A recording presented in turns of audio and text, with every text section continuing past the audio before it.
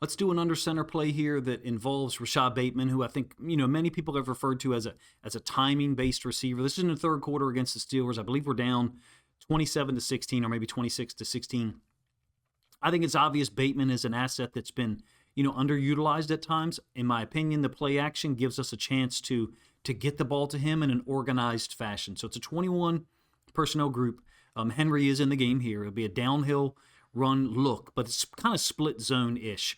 Ricard is going to work across the heels of the offensive line, presumably to go help pass pro out to our right side. So really this is like split zone. You got two deep curl concepts by Zay Flowers and Rashad Bateman. It's not a stretch or an outside zone look, meaning we're not getting that horizontal conflict whereby Henry is going on an outside zone path and Lamar is booting off of it. This is just really straight drop back play action, I should say. You can see Ricard taking over the guy that likely chipped him a little bit longer than the Bears, likely released a little bit quicker than the Bears tight end did in the previous play I showed you. That guy kind of hung on to the defensive end a little longer, but the timing for Lamar is what I think is important.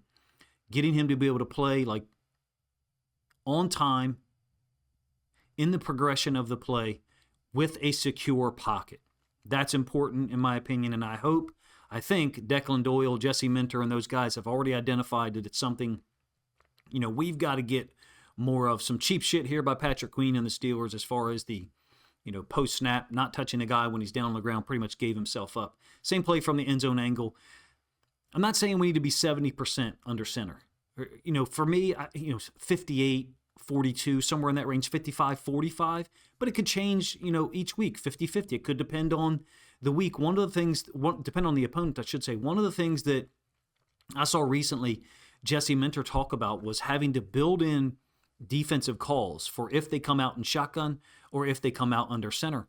And that to me relates to different personnel groups, 21, 12, sometimes 11, but we're not under center a whole lot out of 11 personnel. If we're under center with three receivers, it's typically going to be 20 personnel. So Ricard and a tailback, and then three wide receivers. I'd like to see us force defenses to have to prepare for under center and shotgun play calls on their side every week. In any case, it's a split zone look, like I said. Henry is definitely a threat on all of this. It doesn't pull these guys, dramatically downhill, but they're frozen for a moment. They can't get out in their drop. And it just leaves Lamar a little bit more of a lane to throw to. It just holds them long enough such that they can't get out in their drop sooner and possibly, disrupt the lane or get in the way of where Lamar wants to throw it. I think Lamar's fake's got to be a little bit better there, to be honest with you, but I've always enjoyed seeing him go under center play action, get back here to the top of his drop, get that foot in the ground, and then everything is forward for him.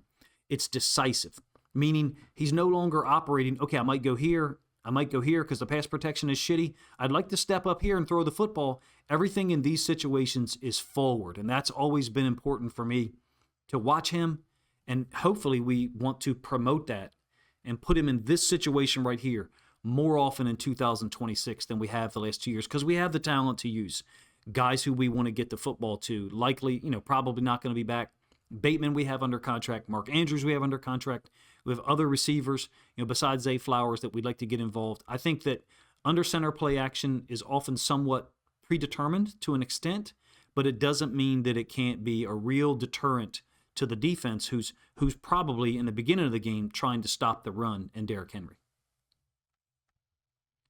I recognize there'll probably be some type of, collective or individual groans in looking at this one. This is, of course, the overturned touchdown to Isaiah Likely that really is a fork in the road for this season, as well as the missed field goal on the final snap in the Week 18 loss to the Steelers. So jumbo 23 personnel, Lamar's under center.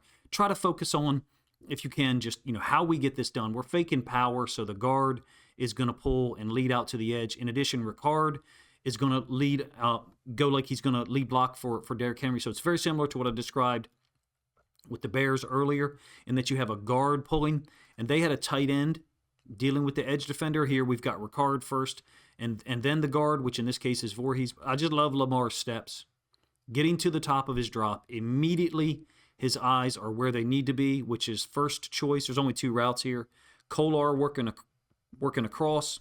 We know he doesn't go to it, but I like I'm going to slow-mo this. I like how quickly his eyes go from that read to the next one.